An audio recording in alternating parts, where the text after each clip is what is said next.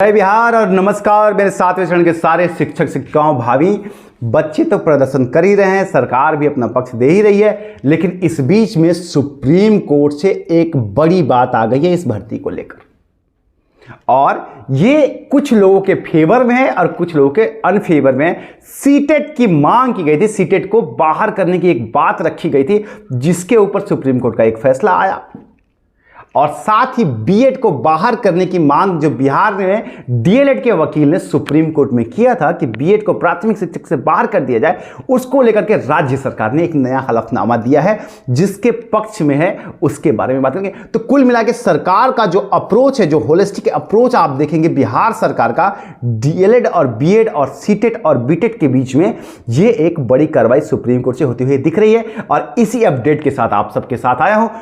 उम्मीद है कि आप लोग मुझे भूले नहीं होंगे, क्योंकि मैं थोड़ा सा पीआईएल और बाकी चीज़ों में कुछ कोर्ट केस के बीच में बिजी रहता हूं। और कोई बड़ी अपडेट ये सरकार निकम्मी माफ़ कीजिएगा, क्या पता मुझ पे ही कार्रवाई हो जाए, लेकिन ये निष्क्रिय सरकार जो आपके लिए कुछ नहीं कर रही है उसे क्या ही कहेंगे। तो कुछ ऐसा है नहीं और रोज़ आपको आके इरिटेट करना मेरा काम नहीं है।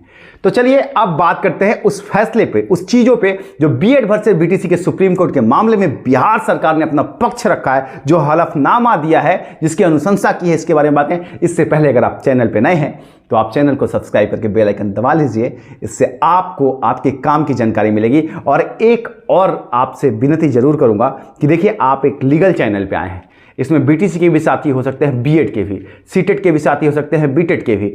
आप एक लॉ के चैनल पे आए हैं तो लीगल चैनल पे आपको सिर्फ लीगली एस्पेक्ट पे बातें मिलेंगी। आपके पक्ष या विपक्ष की बात मैं नहीं कर रहा हूं, मैं एक सीधा सीधा बात बता रहा हूं जो कोर्ट के अंदर चल रहा है और जिस तरफ की हवा चली है, ठीक है। इसे आप ये मत समझिएगा कि मैं किसी के साथ हूं या किसी के खिलाफ हूं, लेकिन आप ये समझ लीजिएगा, क्योंकि आजकल क्या है ना कि आप लोगों के कानों को भी, हम सब के कानों को ये सुनने की आदत है जो हमें सुनना पसंद है। अगर हम वो बातें आपसे करें जो आपको सुनना पसंद नहीं है तो आपको गुस्सा आएगा, सहनशीलता खत्म हो रही है, सहिष्णुता खत्म हो रही है। तो मैं आप सबसे निवेदन करूंगा कि आप सिर्फ कोर्ट के उस फैसले को समझिए और कोर्ट में जो हुआ उसको जानिए कि इसमें क्या है और क्या नहीं है। चलिए अब बात कर लेते हैं पहले सीटेट और बीटेट की बात। माफ कीजिएगा, इससे पहले अगर आप चैनल पर नए हैं, प्लीज़ एक बार फिर से आप सबसे निवेदन है, आप सबके साथ और समर्थन की ज़रूरत है। थोड़ा सा मुझे सशक्त कीजिए और चैनल को सब्सक्राइब जरूर कर लीजिएगा। देखिए हुआ क्या था, मामला सुप्रीम कोर्ट में चल रहा था बीएड वर्सेस बीटीसी का, जिसमें बंगाल ने, वेस्ट बंगाल ने अपनी एक मांग रखी कि बीएड को प्राथमिक शिक्षक से बाहर कर दिया जाए और बंगाल टेट के रिजल्ट को रोक दिया जाए बीएड वालों के, जैसे कि उत्तर प्रदेश में लगा हुआ है। साथ ही बिहार के डीएलएड के जो वकील थे वो पिछली सुनवाई में सुप्रीम कोर्ट में ये कह दिए थे कि बीएड को प्राथमिक शिक्षक से बाहर करने का तत्काल सुप्रीम कोर्ट आदेश दे दे, क्योंकि बिहार में जो है बीएड 7वें चरण की शिक्षक भर्ती आने वाली है और उसमें अगर प्राथमिक शिक्षक में जो है बीएड जाएंगे तो उससे नुकसान होगा डीएलएड के साथियों का, और साथ ही सीटेट को बाहर किया जाए और बीटेट को रखा जाए, ये बात थी।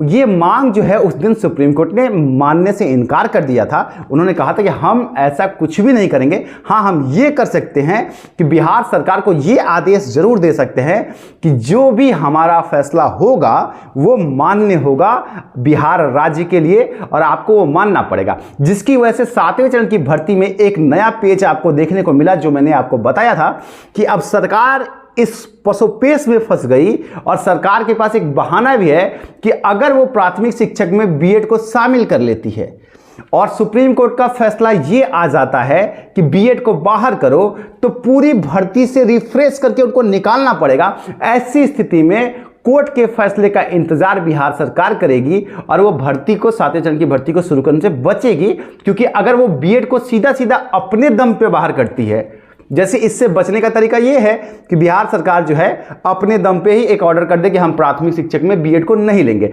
लेकिन इससे यह बात समझिए कि सरकार अपने सर पे खुद ही मटका नहीं फोड़ेगी। इतनी हिम्मत वाली सरकार और इतनी मतलब ऐसी भी सरकार नहीं है कि मतलब बिल्कुल सबका सर्वनाश कर दे। बीएड के बच्चों को बाहर करने का मतलब है कि एक बड़े वर्ग को नाराज कर देना, जिनकी कोई गलती इसलिए नहीं है। यहां पे बीटीसी के साथियों को समझना पड़ेगा कि उनकी गलती इसलिए नहीं है कि 2020 में केंद्र सरकार, 2018 में भी केंद्र सरकार ने यह आदेश दे दिया लोगों को, एक नोटिफिकेशन जारी कर दिया कि बीएड को प्राथमिक शिक्षक में शामिल किया जाएगा, 6 महीने का एक हम ब्रिज कोर्स करवाएंगे बाद में। अब ये बताइए कि सरकार ने ऑर्डर दे दिया, अब उस ऑर्डर को पढ़ के, नोटिफिकेशन को पढ़ के बच्चों ने बीएड कर लिया, क्योंकि ये सोचा कि भाई बीटीसी करेंगे तो सिर्फ प्राथमिक में रह जाएंगे, बीएड कर लेंगे तो प्राथमिक में भी मौका मिल जाएगा और ऊपर भी मौका मिल जाएगा, ये सोच के बीएड कर लिया सबने। अब सरकार अगर उसी टाइम, केंद्र सरकार ये काम नहीं करती तो ये बच्चे बीटीसी करके बैठे होते और बीटीसी भी कर लेते और बाद में वो बीएड भी कर लेते।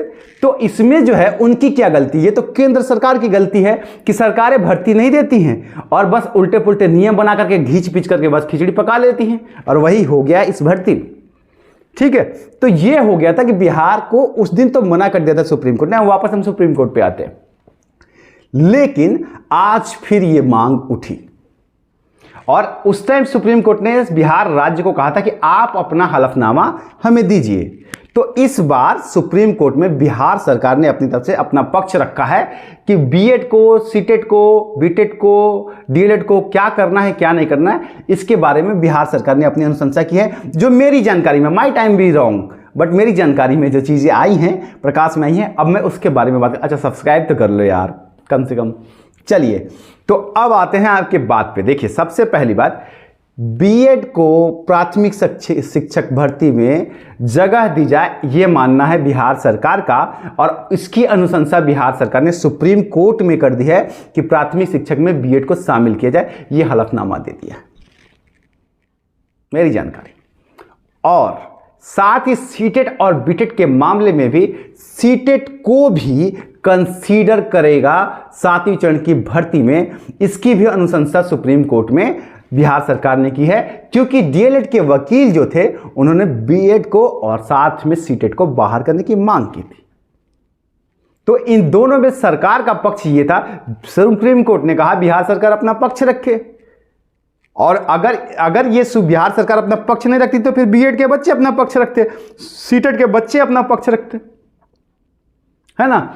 तो बिहार सरकार ने इस पक्ष को लिया कि वो सीटेट को भी कंसीडर करेंगी और वो बीएड को भी प्राथमिक शिक्षक में कंसीडर करेंगे। ये एक बड़ी बात, बड़ी राहत जो है बीएड के साथियों के लिए है, सीटेट के साथियों के लिए है, क्योंकि ये तमाम उलझनें चल रही थी। लेकिन इससे सरकार का पक्ष आपको समझ में आता है कि बिहार सरकार सुप्रीम कोर्ट में जिस हलफनामे को दे करके जा रही है, इससे आपके लिए कितना फायदा या कितना नुकसान है। तो अगर आप बीएड करके बैठे हैं और प्राथमिक शिक्षक का इंतजार कर रहे हैं, तो बिहार सरकार आपके पक्ष में हलफनामा देती है और वो आपके पक्ष में खड़ी है, पहली चीज। दूसरी बात, अगर आपने सीटेट किया है या बीटेट किया है, अब ये जो एक पैमाना हो सकता है मेरिट बनाने का, वो कुछ हो सकता है, कुछ किसी को ज्यादा किसी को कम किया जाए, लेकिन सीटेट को भी प्राथमिक शिक्षक में और 7वें चरण की भर्ती में बिहार सरकार कंसीडर करेगी, ये सुप्रीम कोर्ट में उसने कहा। ये उसका मानना है। अल्टीमेट डिसीजन जो है वो तो सुप्रीम कोर्ट लेगा ना साथियों, क्योंकि मामला सुप्रीम कोर्ट में विचाराधीन है। अब सुप्रीम कोर्ट जो है अगले दिसंबर में 4 या 14 तारीख उसका डेट है, मैं बता दूंगा आपको तो अगली वीडियो में। तो अगली सुनवाई में सुप्रीम कोर्ट जो फैसला देगा वो अलग बात है, लेकिन बिहार सरकार का स्टैंड यही है। और अब अगर इससे आगे अगर कोई भी एंटी बीएड या एंटी सीटेट सुप्रीम कोर्ट का डिसीजन आता है, तो हो सकता है कि बिहार सरकार अपनी तरफ से सुप्रीम कोर्ट में बीएड और सीटेट के साथ जाकर के केस लड़े। तो ये एक बड़ी बात है। अब इससे आप लोग अपने अपने पक्ष के हिसाब से समझ सकते हैं। कुछ बीटीसी के साथी, कुछ सीटेट के साथी, कुछ डीएलएड के साथी, हो सकता है कुछ लोग नाराज हो जाएं, लेकिन देखिए मैं ये यहां से कहना चाहता हूं कि इसमें उन बच्चों की गलती क्या है। ये बताइए कि आपको कह दिया जाए, किसी को भी कह दिया जाए कि 10वीं पास में हम प्राथमिक शिक्षक की भर्ती लेंगे, है ना, या 10वीं पास में हम करेंगे। अब आपने यही सोच के 10वीं कर ली, आपके पास टाइम था कि आप चाहते तो 12वीं कर लेते, आप चाहते तो ग्रेजुएशन कर लेते, लेकिन आपके पास एक पैमाना सरकार ने ही पकड़ा दिया कि आप इतना पढ़ लीजिए, आपका काम हम कर देंगे, आप एलिजिबल हो जाएंगे। तो आप क्यों आगे मेहनत करेंगे, या आप क्यों नहीं करेंगे? या आपके पास अप्रोच होगा तो अगर 10वीं ही है तो आप 12वीं कर लेंगे, तो क्या आपको 10वीं की नौकरी नहीं मिलनी चाहिए? तो ये सारे सवाल हैं जिसको आप थोड़ा समझिए, थोड़ा ह्यूमैनिटेरियन बेस पे। और साथ ही मैं यहाँ पे एक चीज़ और मेंशन करना चाहूँगा कि इन तरीकों के पेचों से 7वें चरण की भर्ती और लंबित ही होगी। जितना ही आप लोग आपस में लड़ेंगे, बीएड डीएलएड से लड़े, सीटेड बीटेड से लड़े, इससे कहीं ना कहीं 7वें चरण की भर्ती प्रभावित होती रहेगी। सरकार हर बार कोर्ट केस का हवाला दे करके आपकी भर्ती को टालती रहेगी। हालांकि अल्टीमेट सरकारें इलेक्शन देखती हैं, बच्चों का भविष्य तो कोई देखता ही नहीं। चलिए, तो ये एक बड़ी बात है। अब आप में से कुछ लोग खुश या कुछ लोग दुखी हो सकते हैं, अपने अपने फैसले आप खुद कर लीजिए। मिलता हूं मैं आप लोगों से जल्द ही बड़ी अपडेट के साथ, तब तक के लिए प्रणाम।